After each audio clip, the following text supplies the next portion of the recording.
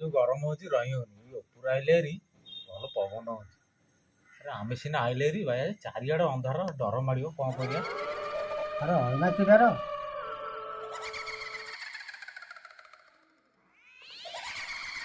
झील डर तू देखले का बाबू से डर होइना कि डर कौन है ସେତେବେଳେ ତୁ ଡର ଅନ୍ଧାର କିଛି ନଥିଲା ରାସ୍ତାଘାଟ ଆଉ ଅନ୍ଧାର ଯେଉଁ ଯିବା ଆସିବା ଭଲ ମନ୍ଦ ଆଉ ଆମେ କରୁ ଆଉ ଭୂତ ପ୍ରେତ ଗୁଡ଼ାକ ସବୁ ସେତେବେଳେ ବହୁତ ଆଉ ଅଇନା କି ଡର ଆମେ ସେଗୁଡ଼ା ସବୁ ଆଡ଼େଇକି ଜାଣିଛୁ।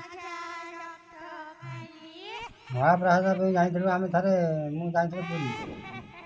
ମହାପ୍ରସାଦ ପାଇଁ ଯାଇଥିଲି ମହାପ୍ରସାଦ ଆଣିକିରି ଆଇଲି ଘରକୁ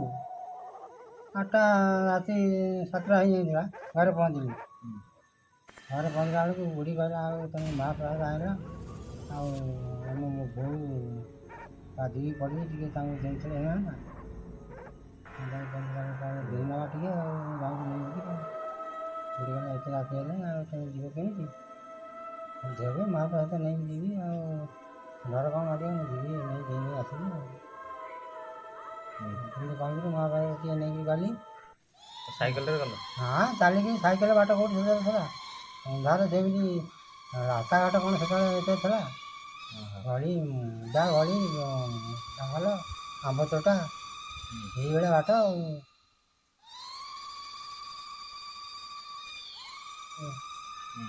ମହାପ୍ରସାଦ ଟିକେ ନେଇକି ଯାଇ ଗଲି ଯେମିତି ବାଟରେ ଗୋଟା କିଛି ବାଟ ଗଲା ପରେ ଗୋଟା ଘୋଗରି ବାଟ ଅଛି ସେ ଘୋଗରି ବାଟରେ ଆମ୍ବ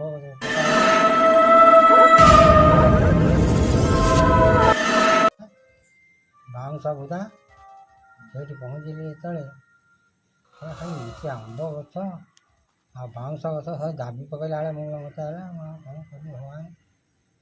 ଏମିତିଆ ବାଟ କ'ଣ ଆଇଲେଣି ସେଠି ମୁଁ ମନେ ମନେ ଭାବିଲା ବେଳକୁ ଦୁଇବାର ସାଇଡ଼୍ରେ ଖାଲି କିରିକିରି ଖାଲି ହସିଲେ ଗଛ ଦାବି ଦେଲେ ମୋ ପାଖକୁ ଆସନ୍ତୁନି ଦୂରରେ ଆଗକୁ ଏମିତି ସେତେବେଳେ ଜଗନ୍ନାଥଙ୍କୁ ଟିକେ ଶରଣା କଲି ଭଗବାନ ତମ ପ୍ରସାଦ ନେଇ ଯାଉଛି ମୋତେ ଟିକେ କାରି କର ଏମିତି ଶରଣ କରିଦେଲି। ସେ ଆଗରେ ଯାହା ଡେଇଁକି ଯାଉଥିଲେ ଦୁଇବାର ସାଇଡ଼୍ରେ ଚାଲିଲେ ମୁଁ ଏମିତି ଭଗବାନ ଡାକି ଡାକିକି ସେଠି ଗଲି ଆମେ ପହଞ୍ଚି ସେଠି ଆଉ ସେଠି ପାର ହେଇଗଲା ବେଳକୁ ଆଉ ଗୋଟେ ବାଉଁଶ ବୁଦା ଗଳି ବାଟ ସେଠି ସେମିତି ହେଲି ବାଉଁଶ ଅଛି ପୁରା ଦାଇ ପକେଇଲେ? ହଁ ବାଉଁଶ ଗଛ ପୁରା ଯଦି ତମ ଉପରେ ପଡ଼ିଯିବ ଆଉ ଗୋଟେ ଆମ୍ବ ତୋଟା ପଡ଼ିଲା ଆମ୍ବ ତୋଟା ବାଟରେ ଗଲାବେଳକୁ ସେଠି ସେମିତି ଆଗରେ ଖାଲି କିରିକିରି ଆଜି ଖାଲି ହସିଲେ ପଡ଼ିକିରି ଆଉ ସେ ମହାପ୍ରସାଦ କ'ଣ କଲ? ମହାପ୍ରସାଦ ମୁଁ ସେମିତି ଧରିଛି କାନ୍ଧରେ ଥୋଇଛି ମୁଁ ଆଉ ତଳେ ଥୋଇନି ମୁଁ ଜାଣିଛି ମହାପ୍ରସାଦ ତଳେ ଥୋଇଲେ ପ୍ରତାତ୍ମା ପ୍ରବେଶ କରିଦେବେ ତମ ଦେହରେ ମୁଁ ଜାଣିଛି ତୁ ଆଗେ ହଁ ସେତେବେଳେ ମୁଁ ଜାଣିଛି ମୁଁ ଆଉ ଛୁଆଛୁଇ କଲିନି ମୁଁ ସେମିତି ଧରିଛି କାନ୍ଧରେ ଠାକୁରଙ୍କୁ ସ୍ମରଣ କରି ଭଗବାନ ତୋ ଇଚ୍ଛା ଯାହା କରିବ ଏମିତି କରି ସେଠୁ ସେ ଏତେ ଜଣ ଠାକୁରଙ୍କୁ ସ୍ମରଣ କଲି ଜଗନ୍ନାଥଙ୍କୁ ଆଉ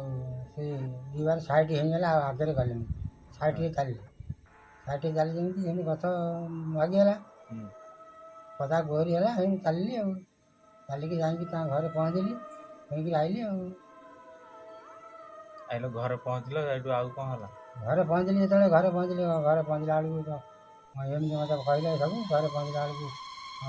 ମୋର ସବୁ ଝାଳ ନାଳ ସବୁ ହେଲା ମୋତେ ପଚାରିଲେ କ'ଣ ଏମିତି କହିଲେ ଏମିତିଆ କଥା ଆଉ